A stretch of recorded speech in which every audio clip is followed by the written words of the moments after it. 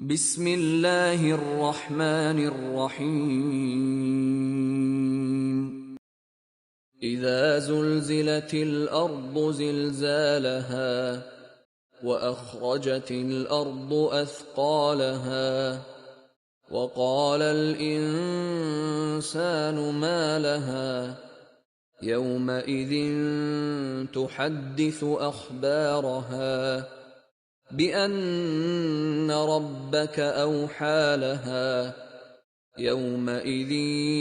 يصدر الناس أشتاتا ليروا أعمالهم فمن يعمل مثقال ذرة خيرا يره ومن يعمل مثقال ذرة شرا يره